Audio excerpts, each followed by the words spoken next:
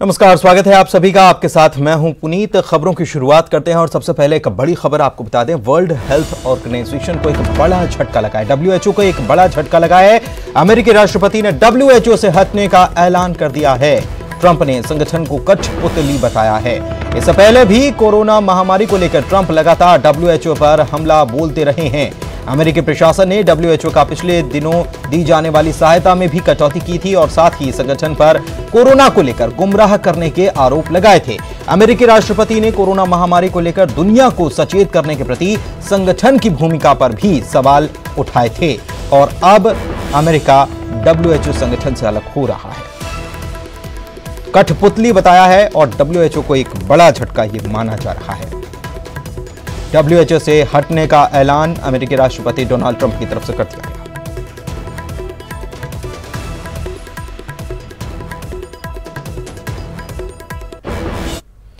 और चलिए आगे बढ़ते हैं। खबर रायसेन से है, जहां पर जूता व्यापारी की दुकान में आग लगने की घटना सामने आई है। रायसेन के बरेली थाना इलाके का यह पूरा मामला है। शॉर्ट सर्किट इसके पीछे वजह बताई जा रही है।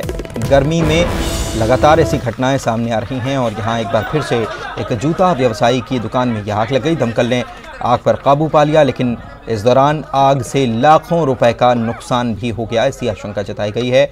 भीषण आग कितनी थी ये तस्वीर बता रही है। दमकल की गाड़ियां मौके पर पहुंची और आग को बुझाया गया, लेकिन तब तक काफी नुकसान हो चुका था और इसके पीछे वजह शॉर्ट सर्किट बताई जा रही है, जिसकी वजह से ये आग लगी थी। दमकल को खबर की गई, दमकल कर्मी मौके पर पहुंचे और आग को बुझाया गया, लेकिन तब तक काफी नुकसान इस दुकान में हो गया।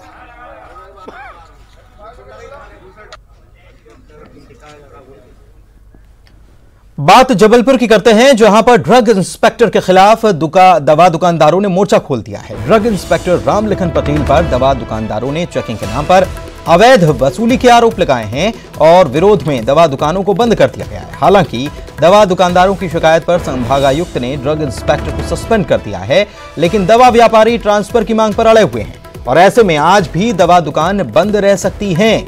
दुकानदारों का कहना है कि जब तक ड्रग इंस्पेक्टर का ट्रांसफर नहीं किया जाता वो अपनी दुकान नहीं खोलेंगे। हालांकि प्रशासन दवा दुकानदारों को समझाने की कोशिश में लगा हुआ है। रामलखन पटेल एक ड्रग इंस्पेक्टर है, उनकी शिकायत आई थी। उन पे काफ़ी गंभीर आरोप लगे शिकायत में और उन्होंने पहले भी जो है दुकानदार साथियों से जो है दुर्व्यवहार किया था और आज भी किया। और जो रिपोर्ट आई है CMHO के यहाँ से और SDM के यहाँ से, उसके आधार पर उनका निलंबन प्रस्ताव आयुक्त महोदय को भेज दिया गया है कि उनको निलंबित किया जाए, क्योंकि लगातार वो जो है उनकी इस तरह की शिकायत। तो संभागायुक्त ने ड्रग इंस्पेक्टर को सस्पेंड कर दिया है, लेकिन इस बात से मानने के लिए तैयार नहीं है। मेडिकल व्यवसायी जो हैं, दवा व्यापारी जो हैं, उनका कहना है कि ट्रांसफर होना चाहिए। और खरगोन से खबर बता रहे हैं, जहां पर 2 क्लिनिक पर प्रशासन ने छापे की कार्रवाई की है। लॉकडाउन के उल्लंघन का आरोप इन पर लगा है। प्रशासन ने क्लिनिक को सील कर दिया है और भारी मात्रा में यहां से दवाई भी जब्त की गई है और आरोप है कि लॉकडाउन का उल्लंघन किया गया। क्लिनिक पर प्रशासन ने छापे की कार्रवाई की है। 2 क्लिनिक हैं जहां पर प्रशासन ने छापा मारा। खरगोन से खबर आपको बता रहे हैं, जहां पर लॉकडाउन के उल्लंघन के आरोप में 2 क्लिनिक पर छापा मारा गया और क्लिनिक को सील कर दिया गया। भारी मात्रा में यहां पर दवाई भी जब्त की गई।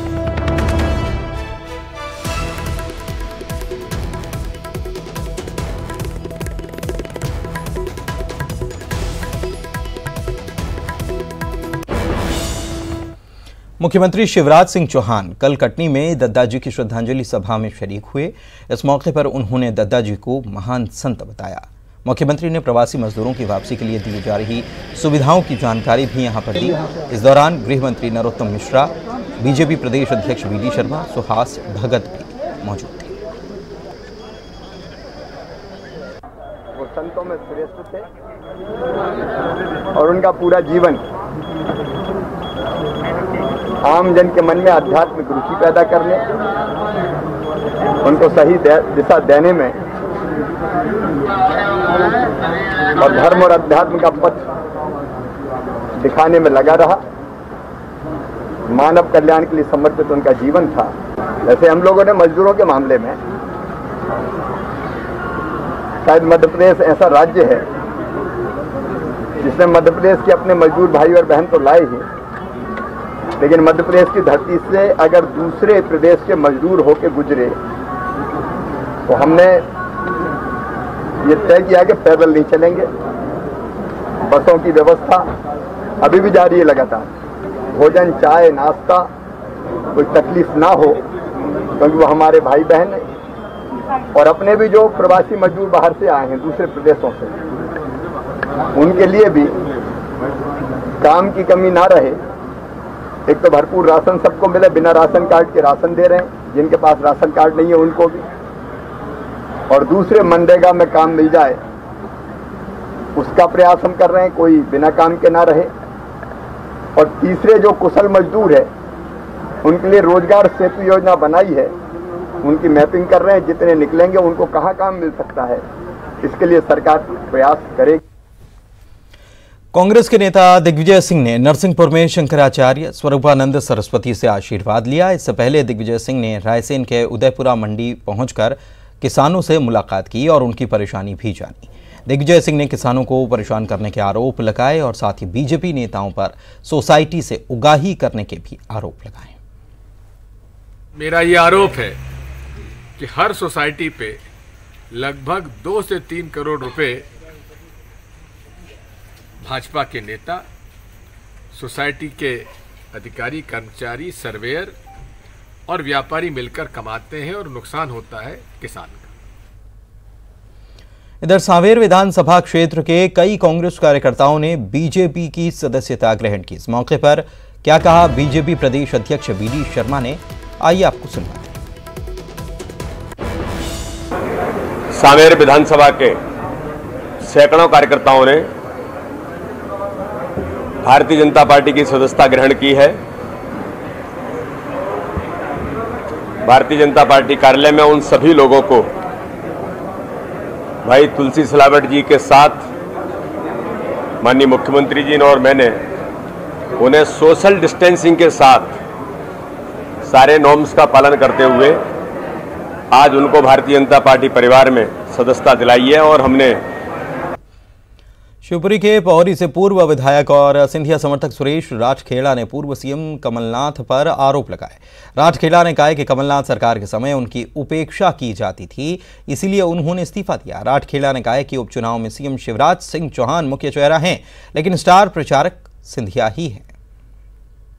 इस चुनाव में मुख्य चेहरा होगा हमारा आदि लोकप्रिय मुख्यमंत्री शिवराज सिंह चौहान, लेकिन ये तय है कि बगैर श्रीमंत के स्टार प्रचारक हमारे श्रीमंत होंगे। और श्रीमंत ही ऐसे नेता हैं ग्वालियर चम्मच संभाग में कि 36 टिकट उनको दिए थे, 26 लेके आए, जिससे मध्य प्रदेश में कांग्रेस की सरकार बनी।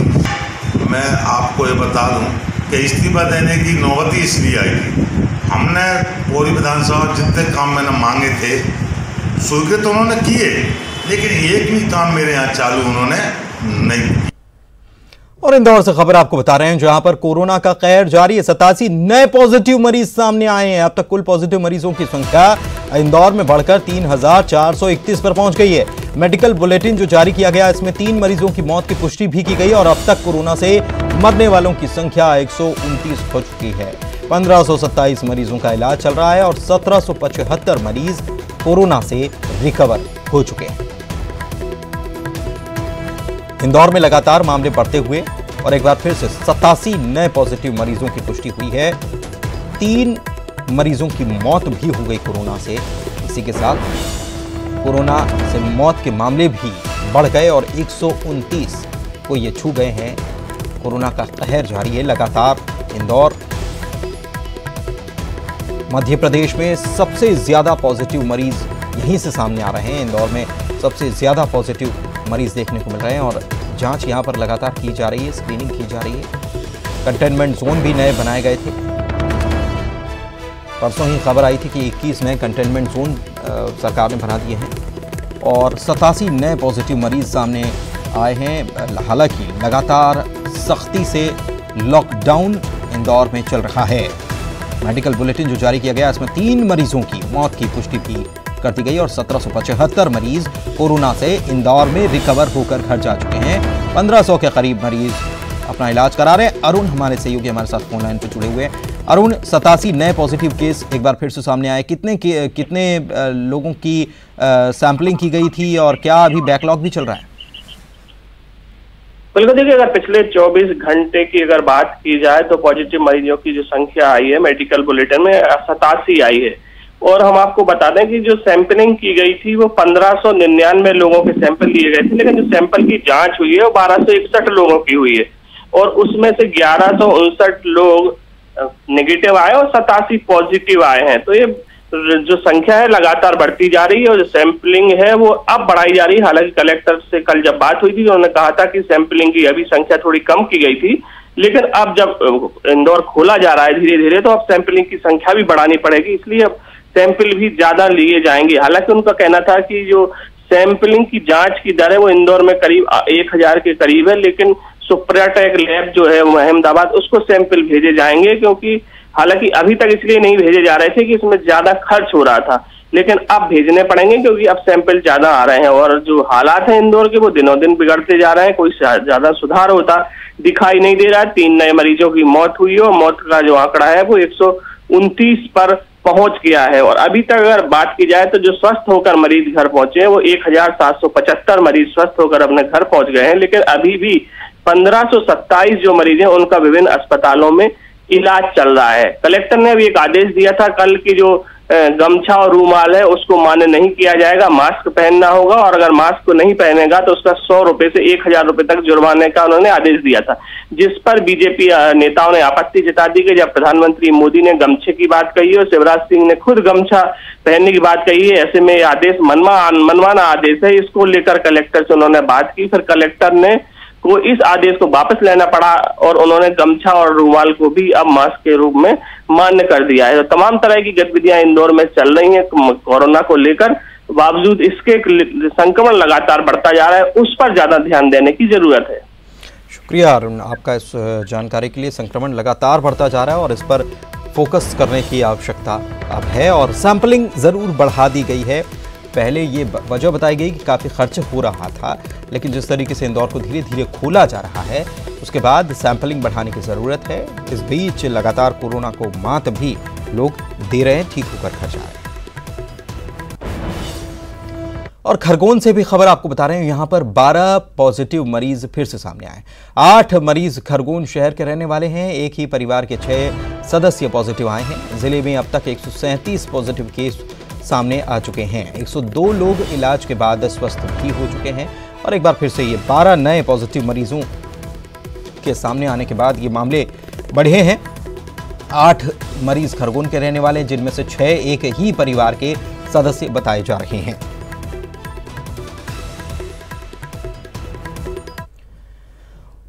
और इधर मध्य प्रदेश में कोरोना के मरीज एक बार फिर से बढ़े हैं। मरीजों की संख्या 7800 के पार हो चुकी है। इंदौर की बात करें तो सबसे ज़्यादा संक्रमित मरीज इंदौर में ही हैं। इसके अलावा भोपाल की बात की जाए तो 1400 के पार पॉजिटिव केस भोपाल में भी हो चुके हैं और अब तक 4300 से ज़्यादा मरीज ठीक होकर घर भी जा चुके हैं। इंदौर में कल देर रात 87 पॉजिटिव मरीज सामने आए। खरगोन में 12, सीधी में 1, विदिशा में 3 और अब तक 7859 कोरोना के केस सामने आ चुके हैं, जिसमें से 4371 ठीक हो चुके हैं। 330 लोगों की मौत हुई है। और इंदौर की अगर बात की जाए तो 3431 पॉजिटिव केस सामने आए। 129 लोगों की मौत हुई, 1775 मरीज ठीक हुए। मुरैना में 89 पॉजिटिव केस सामने आ चुके हैं। एक व्यक्ति की मौत हुई है, 58 ठीक हो चुके हैं। उज्जैन में 660 पॉजिटिव केस सामने आए हैं, 56 की मौत हो चुकी है। 301 मरीज ठीक हो चुके हैं। जबलपुर में 229 कोरोना पॉजिटिव मरीज सामने आए हैं, 9 की मौत हो चुकी है। 171 मरीज ठीक हो चुके हैं। भोपाल की बात की जाए 1417 ये आंकड़ा पहुंच चुका है कोरोना पॉजिटिव मरीजों का। 54 लोगों की यहां पर मौत हुई है और 907 मरीज ठीक हो चुके हैं। और आगरा से बड़ी खबर आपको बता दें, यहां पर तूफान ने ताजमहल को क्षति पहुंचाई है। गुंबद पर मड पैक को बांधी गई पाड़ गिर गई है। मुख्य मकबरे की संगमरमर की रेलिंग टूट गई। चमेली फर्श की रेड सैंडस्टोन की रेलिंग भी टूटी है। उच्च अधिकारियों को स्मारक नुकसान की जानकारी भेज दी गई है। काफी नुकसान हुआ है। और आप ये देख सकते हैं जो तूफान आया उसके बाद कितना नुकसान यहां पर हुआ है। ताजमहल को काफी नुकसान हुआ है, गुंबद पर मड पैक को जो पाड़ बांधी गई थी वो गिर गई, मुख्य मकबरे की संगमरमर की रेलिंग टूटी है, चमेली फर्श की रेड सैंडस्टोन की रेलिंग भी टूट गई है। वक्त एक ब्रेक का है, जल्द लौटेंगे कुछ और खबरों के साथ। ब्रेक के बाद आपका स्वागत है और चलिए आगे बढ़ते हैं। रायसेन के बरेली में पुलिस कर्मियों पर लॉकडाउन के उल्लंघन के आरोप हैं। बरेली के पूर्व थाना प्रभारी कुंवर सिंह मुकाती का ट्रांसफर कर दिया गया था। विदाई समारोह में सोशल डिस्टेंसिंग की धज्जियां उड़ाती गई, ढोल नगाड़ों के साथ थाना प्रभारी की रैली निकाली गई। पिछले दिनों मुकाती ने गुटखा के एक ट्रक को पकड़ा था, कार्रवाई को संदेहास्पद माना गया था। उधर रैली निकालने के मामले में एसडीएम ने जांच के बाद कार्रवाई का भरोसा दिया है।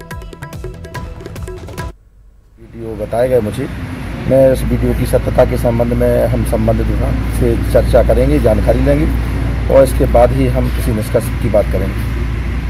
तो सर ऐसे में क्या कार्रवाई बनती है थाना प्रभारी महोदय जी? जांच के बाद ही कुछ स्पष्ट हो पाएगा, हम संबंधित विभाग से पूछेंगे, उसके बाद ही कुछ हल निकल पाएगा।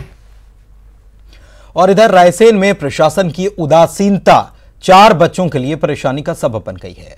ये बच्चे इंदौर से आए थे, रायसेन में इनका मेडिकल कराया गया और फिर 14 दिन इन्हें होम क्वारंटीन में रहने की हिदायत दी गई। बच्चे देवरी तहसील के ग्राम साईखेड़ा पहुंचे, यहां पर उनके चाचा का घर है, लेकिन यहां गांव के लोगों ने इनका विरोध किया और बच्चों को घर में नहीं रहने दिया गया। बच्चों को गांव से दूर एक झोपड़ी में रखा गया, जहां पर बच्चों को जंगली जानवरों के अलावा बदमाशों का भी खतरा बना हुआ था। न्यूज़ 18 की पहल पर बच्चों को फिर से चाचा के घर भेजा गया। एसडीएम ने तहसीलदार को मौके पर भेजकर बच्चों का हालचाल लिया, इसके साथ ही मदद की बात कही। मुझे जानकारी मिली थी, तहसीलदार से हमने उसकी जानकारी भी कराई। तहसीलदार का भी कहना था कि वो अपने सगे चाचा के साथ ही बच्ची रह रही हैं, किसी भी प्रकार की कोई समस्या नहीं है, फिर भी उनको अपने जो दूसरा घर है उस घर में ही वापस है और उसमें भी रहने चले गए। इधर सीधी में धागा कंपनी के प्रबंधक पर मजदूरों को बंधक बनाने के आरोप लगे हैं। लॉकडाउन के दौरान मजदूरों से जबरन काम कराने की बात भी सामने आई है। श्रमिकों के परिजनों ने कलेक्टर से इस बाबत शिकायत की। कलेक्टर ने मामले में कार्रवाई का भरोसा दिया। बताया जा रहा है कि 22 श्रमिक कोयम्बटूर के तुक्कुपालम गांव के रहने वाले हैं। हमारे सीधी जिला के श्रमिक 22-23 लोग हैं जो तमिलनाडु में अब रोजी रोटी कमाने खाने गए थे और लॉकडाउन में भी वहीं फंसे हुए हैं और कंपनी प्रबंधक द्वारा उनको नहीं आने दिया जा रहा है। मार के काम करावत, खाना पीना नहीं देता ही, न तनख्वाह देता ही, कहा था रुको न जाओ, न जाए दे यहीं रहा, पैसा कौड़ी न दे मगवे तब न जाए दे, बंद कर ले, न भागे दे न पराए दे राखी हम वहीं करके। इस संबंध में जो है संबंधित जो कोयम्बटूर जिले के जो डीएम है उनसे बात करेंगे और उनसे जो है कार्रवाई करने के अनुरोध हम करेंगे। इधर शहडोल में एक सांड का आतंक बुढ़ार रोड पर देखने को मिला और यहां वो कोहराम मचाता हुआ नजर आया। यह घटना सीसीटीवी में कैद हुई। युवक के पीछे हाथ धोकर ये सांड पड़ गया था। बड़ी मुश्किल से इस युवक की जान बच पाई। आपको दिखा रहे हैं कि कैसे काल बने सांड ने युवक पर हमला कर दिया था और युवक ने फिर बाद में कैसे बड़ी मुश्किल से जान बचाई, लेकिन पीछे ही पड़ गया, ऐसा ये नज़र आया। और दूसरा व्यक्ति देखिए, ये उसने बीच में साइकिल अड़ाने की कोशिश की कि साइकिल सामने अड़ जाए तो शायद ये सांड उसका पीछा छोड़ दे, लेकिन ये पीछे पड़ गया था और ये तस्वीर सीसीटीवी में कैद हुई है।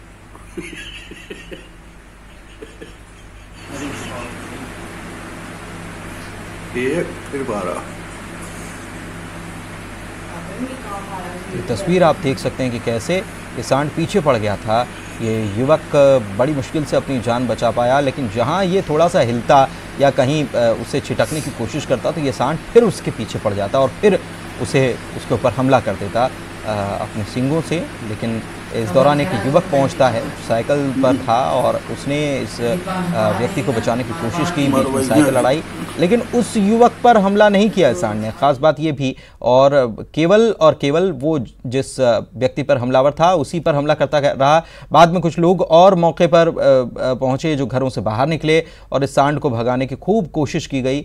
पत्थर उस पर लोगों ने चलाए इस दौरान, लेकिन सांड जो है वो उस व्यक्ति को छोड़ने के लिए तैयार तैयार ही नहीं था। फिर पानी उसके ऊपर फेंका गया और तब जाकर ये सांड वहाँ से गया। लेकिन उसके पहले की ये तस्वीर देखिए कि कैसे उसे बार बार ज़मीन पर पटकता रहा ये सांड। एक लड़का पहुँचता है, एक व्यक्ति पहुँचता है, साइकिल अड़ाने की कोशिश करता है, लेकिन सांड उसके पीछे पड़ा ही रहा, उसे छोड़ने के लिए तैयार ही नहीं था। और नरसिंहपुर में कोरोना के खिलाफ अब महिलाओं ने मोर्चा संभाल लिया है। स्वास्थ्य विभाग में तैनात ये महिलाएं भीषण गर्मी के बीच कोरोना मरीजों की कांटेक्ट हिस्ट्री तलाश रही हैं। इसके साथ ही लोगों को कोरोना के प्रति जागरूक किया जा रहा है। सीएमएचओ ने महिला स्वास्थ्य कर्मचारियों के इस काम की तारीफ की है और वे भी इस काम से काफी खुश हैं। प्रत्येक घर में पूछ सकें, पूरी हिस्ट्री ले सकें कि मतलब बाहर से जो आए हैं ट्रैवलिंग हिस्ट्री तो नहीं है किसी के घर में, या कोई किसी के संपर्क कोरोना रिलेटेड व्यक्ति के संपर्क में तो नहीं आया है, ताकि हम इससे अपने केस को या फिर कोई भी खतरा है, हाई रिस्क है, उसको फाउंड आउट कर सकें। उस एरिया में आवागमन को पूर्णतः बंद किया जाता है और हर घर की स्क्रीनिंग होती है। स्क्रीनिंग के लिए टीम्स बनती हैं जो कि घर घर जाके स्क्रीनिंग में देखते हैं कि कोई अफेक्टेड व्यक्ति और तो नहीं है, कोई ऐसा व्यक्ति तो नहीं है जिसको बुखार सर्दी जुकाम हो। उसकी लिस्ट बनाते हैं, उसको लाते हैं, उसकी भी जांच करते हैं और क्वारंटीन में डालेंगे, जिससे कि ये बीमारी उसी लेवल पर पकड़ ली जाए। मुरैना में ड्यूटी ज्वाइन करने के लिए महिला पुलिसकर्मी ने स्कूटी से 650 किलोमीटर का सफर तय किया। 23 साल की सुधा बहन की शादी में छुट्टी पर अम्बाहा आई थीं, लेकिन लॉकडाउन की वजह से वो फंस गईं। इंदौर के महू थाने में कांस्टेबल के पद पर पदस्थ सुधा को जब स्टाफ की कमी का पता चला तो उन्होंने स्कूटी से इंदौर जाने का फैसला किया। अपने पिता के साथ 650 किलोमीटर का सफर उन्होंने तय किया और अपनी ड्यूटी ज्वाइन की।